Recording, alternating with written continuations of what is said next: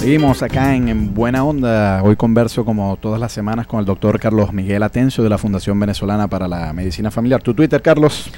@Medifamilia. Y puede comunicarse con nosotros enviando un mensaje de texto libre de cargo al 0426-565-1980. 0426-565-1980. Hoy conversamos sobre un asunto bastante debatido. Generalmente Carlos y yo no tenemos muchos debates porque Carlos pues me da buenos consejos y yo los sigo.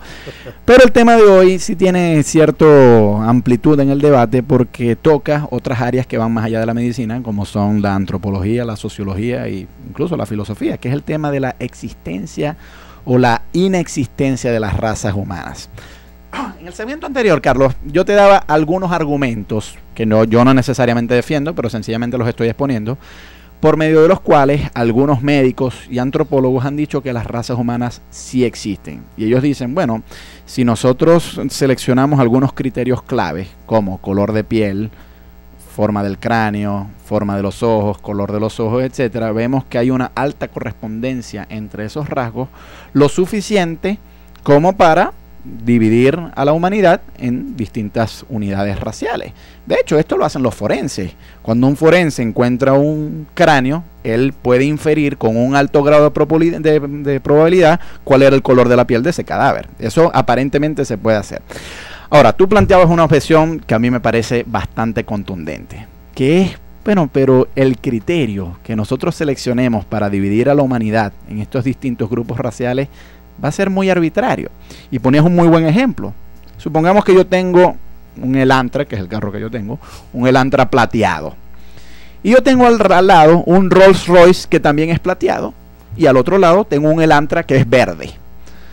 ¿Cuál va a ser el criterio por el cual yo voy a clasificar esos carros que tengo ahí? ¿A cuál carro se va a parecer más el mío? ¿Al Rolls Royce plateado o al Elantra verde? El mío es un Elantra plateado. Bueno, si yo escojo el color, obviamente voy a tener que aglutinar bajo un mismo grupo taxonómico al Rolls Royce con mi Elantra. Pero si yo escojo más bien el motor o el diseño o otros rasgos, entonces voy a tener que aglutinar a mi Elantra plateado con un Elantra verde. Y esto yo creo que es bastante ilustrativo de qué es lo que ocurre con las razas humanas, con las supuestas razas humanas, que no es tan fácil segmentar a la humanidad de esa manera, porque la selección de criterios es arbitraria. Sí. Si yo seleccionara otros criterios, como por ejemplo el tipo de sangre, no va a coincidir con el color de piel. Y de hecho, cuando se han hecho mapas sobre las frecuencias de grupos sanguíneos a lo largo del planeta Tierra, las líneas divisorias entre los distintos grupos de la humanidad no coinciden con el color de la piel. Pero además no es solamente ese. Hay muchísimos, quizás la genética no sea tu campo de especialidad, pero hay muchísimos rasgos que pueden definir al ser humano. Por ejemplo, el lóbulo adherido en la oreja, ese es uno de los que más me gusta a mí. Uno puede dividir a la humanidad en dos grandes grupos: los que tienen el lóbulo adherido y los que no lo tienen. Ahora, hay gente de color negro que tiene el lóbulo adherido y hay gente de color negro que no tiene el lóbulo adherido. Y hay gente de color blanca que tiene el lóbulo adherido y hay gente de color blanco que no tiene el lóbulo adherido. No hay una nítida correspondencia entre eso. Entonces, claro, pareciera que es más bien que nosotros tenemos en nuestra mente la idea de que sí, de que la humanidad hay que segmentarla en distintos grupos y en función de eso, pues armamos una idea de que la humanidad... en la humanidad existen razas, pero es que la gran dificultad es que el concepto de raza significa un paquete completo. No es solamente el color de la piel, sino muchas otras características. Una cantidad de semejanzas que deberían Exacto, pero el problema que yo veo es que no coinciden siempre, esa correspondencia no es nítida. Pero fíjate, lo que ocurre, a mi modo de ver, es que estos conceptos de raza en épocas pretéritas, pues tal vez el color de la piel era lo fundamental. No en balde se habla de la raza negra, blanca y amarilla. Bueno, y luego hubo otra. Es que ese es otro problema, que históricamente ha sido muy difícil definir una raza. Sí, entonces fíjate, ahí tenemos, entonces quizás había una suposición de decir, bueno, ya va, espérate, si son negros tienen que tener unas características biomédicas, ¿no?, que tienen que ser interesantes para ese grupo. Y las observaciones epidemiológicas parecían apuntar hacia allá. Fíjate bien, te lo cuento así. A la población negra en los Estados Unidos es más susceptible de sufrir hipertensión arterial que la población blanca. Luego, yo te podría decir, la raza negra es más fácil que le dé hipertensión, que tenga hipertensión, que los blancos.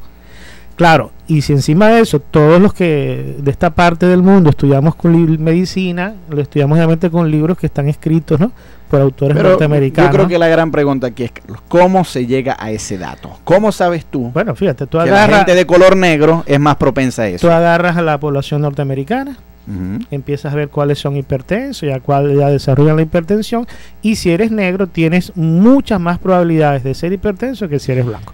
Conclusión, una conclusión sería, los negros tienen más probabilidad. Pero yo a eso le tengo una crítica antes de que prosiga, de que la selección del color de piel para dividir a la población norteamericana es arbitraria, porque yo también podría dividir a la población norteamericana en función de los grupos sanguíneos, y a lo mejor me doy cuenta que la gente con sangre tipo O es más propensa a la hipertensión, muy bien, que la gente con sangre tipo A, por ejemplo. Y a lo mejor en ese tipo O hay blancos y hay negros. Claro, pero epidemiológicamente, si yo quisiera ayudar, yo diría, bueno, señores, vamos a decidir aquí en Estados Unidos, ¿no?, y además escribimos los libros, los demás van a estudiar por esos libros que vamos a escribir, y vamos a decidir, pues, si eres negro, qué probabilidades tienes de tener tal o cual enfermedad, para que cuando te Pero yo vuelvo, insisto, ¿por qué guiarse por el color de la piel? ¿Por qué no guiarse por otro rasgo biológico? Voy allá. Bueno, pero en este caso el color de la piel es muy fácil de apreciar cuando la persona abre la puerta del consultorio. Entonces abres la puerta del consultorio y tú dices, llegó un negrito, entonces eso significa que es pero a lo mejor por dentro tiene genes. Bueno, voy allá, te explico, te cuento esto. Ahora te pongo otro ejemplo y luego te cuento el segundo capítulo de cada película. Ahora la película viene con los japoneses, ¿no? A los japoneses les dan mucho cáncer de estómago, ¿sabes eso? Cáncer gástrico, pero muchísimo, ¿no? Una frecuencia elevadísima. A los norteamericanos no. Alguien podría decir, bueno, si eres de la raza amarilla, tienes más chance de tener cáncer gástrico, y si eres de la raza blanca, no. Bueno, hasta ahí van dos películas. Ahora te voy a contar el segundo capítulo de cada una de estas películas. En el caso de los negros norteamericanos se hizo un estudio muy bien hecho, bien estructurado, en el cual se hizo la misma apreciación, pero comparando razas negras del Caribe, fundamentalmente Jamaica, por ejemplo, y Guinea. Okay, bien metidito allá en el África, bien, ¿no? África Occidental. Entonces resulta que las probabilidades de ser hipertenso en los negros de Jamaica son menores que en los negros norteamericanos. Y las posibilidades de ser hipertenso allá en el África ecuatorial son menores todavía que si eres un negro de Jamaica.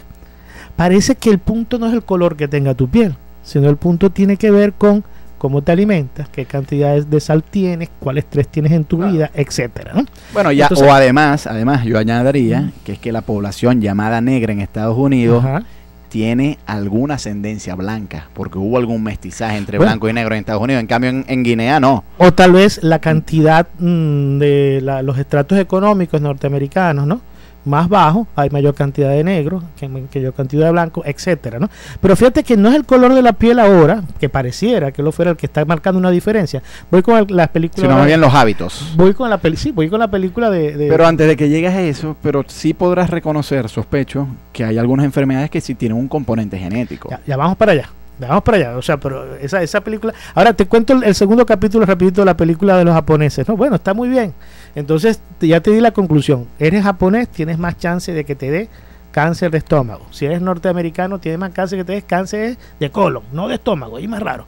Pero si agarramos a los japoneses que se fueron a Estados Unidos y luego que han pasado cierta cantidad de años viviendo el estilo norteamericano, comiendo el estilo norteamericano, resulta que dejan de tener tanto riesgo de tener cáncer de estómago y empiezan a tener más riesgo de tener cáncer de colon, a pesar de seguir siendo de la raza amarilla, japonesa o como lo quieras decir.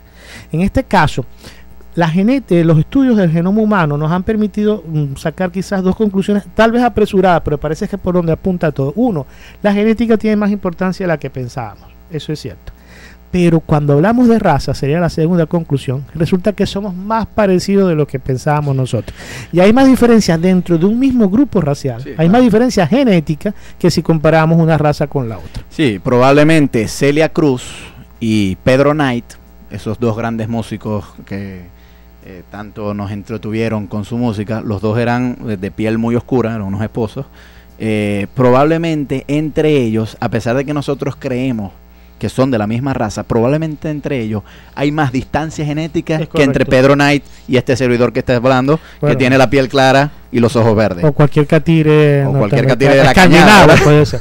O sea, hay más diferencias genéticas dentro del grupo racial que cuando comparamos los grupos raciales entre sí. Bueno, vamos a ir a escuchar un tema musical, Carlos, y de regreso seguimos hablando sobre algunas supuestas enfermedades que están dirigidas a algunos supuestos grupos raciales y algunas supuestas terapias que funcionan mejor en algunos supuestos grupos raciales que en otros, y en todo digo esto supuesto porque yo he asentado aquí la postura, y Carlos más o menos también me ha seguido en esto, de que yo opino que las razas humanas no existen, sino que es la mente humana la que, seleccionando algunos criterios muy arbitrarios, se ha encargado de dividir a la humanidad artificialmente en distintos grupos que en realidad no existen objetivamente.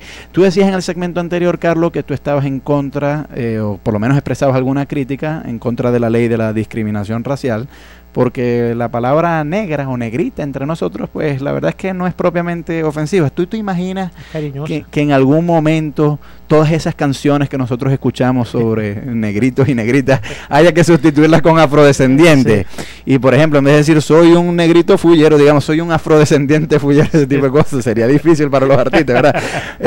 Quiero que escuchemos esta canción del gran Coqui Bacoa, que en caso de que esa ley se aplique con ese rigor, se va a tener que llamar la afrodescendiente Coa del gran Coqui Bacoa.